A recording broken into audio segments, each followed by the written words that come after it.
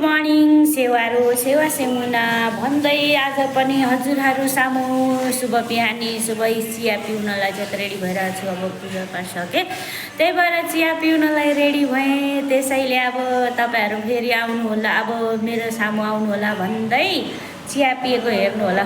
अब के भन्ने र त अरू त त्यही पनि विशेष आज एउटा चाहिँ के भन्ने यो सामाजिक सञ्जालमा तर सबैले अब कसैको नेगेटिभ कुरा गरेर चाहिँ भाइरल हुनु चाहनेहरूलाई चाहिँ भनेकै सबैलाई त होइन कि अब कतिपय अब सबैलाई म यो कुरा गर्छु अनि भनेर त्रो नाकको दुलोहरू फुलाउँदै चाहिँ कसैको म यस्तो भन्छु त्यस्तो भन्छु अनि भाइरल हुनलाई चाहिँ। तर त्यति पनि नगिरौँ हाम्रो होइन, अलिकति इज्जत इमान नगुमाउँ। भएको अलिअलि यसो केही कुराको यसो विचार गरेर बोल्दा हुन्थ्यो कि। मैले एउटा बहिनीले एउटा सानो बहिनी नै होला, त्यो छोरी नै होला, त्यसले चाहिँ हदै नराम्रो विरोध र हाम्रो एउटा वरिष्ठ भन्नु पनि के कसोको भन्नु, त्यो हाम्रो भाइ विश्व लिम्बू भाइलाई चाहिँ नराम्रो यो गाली गरिरहेको देख्दाखेरि चाहिँ यो मान्छेले सत्य बोल्न अब नपाउनु, सत्य कुरा बोल्न, सत्य जे भइरहेछ सत्य कुराहरू देखाउन नपाउनु उहाँको त्यो एउटा इमान्दारीमाथि प्रश्नहरू उठाइरहँदा यो मलाई बिल्कुलै मन परेन।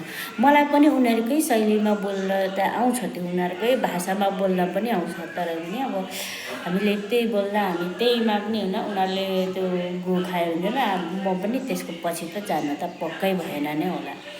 त्यही भएर उनीहरू टोइलेटभित्र गएर चाहिँ त्यो टोइलेट निकाल्दै खायो भनेमा मैले पनि त्यही जानुपर्छ भन्ने लाग्दैन। त्यही भएर अलिकति सचेत प्राणी बन्नुहोस्। हाम्रो माननीय हर्क साम्पाङज्यूलाई पनि यति कुरा काट्नुहुन्छ, यसो भन्नुहुन्छ, किनभने जायज कुरा राख्दाखेरि मान्छेलाई पस्दैन। भन्नु त अरूलाई त के भन्नु र, हाम्रै थेप्चो थाप्चोहरू अब जहाँ धेरै छ त्यहाँबाट राम्रो आउँदैन। अब के जाति कुजाति भन्नुहुन्छ भने त्यो हाम्रो भन्नु केही पनि छैन। उनीहरूलाई राम भन्नु सक्नुहुन्छ, काँदै हाल्न चाहिँ सकिँदैन। फेरि मेरो चिया त्यसो भन्दै गर्दा चिया पनि सेलिँदैन, म चिया पनि पिउँदै गर्छु त बोल्दै पनि गर्छु है त। त्यसैले फेरि हामीले कसैलाई नराम्रो गाली गर्नुभन्दा पनि राम्रो मिलेर अगाडि बढ्नु राम्रो हुन्छ। अनि कहिले के भन्छ कसैले कसैलाई नराम्रो नभनौँ।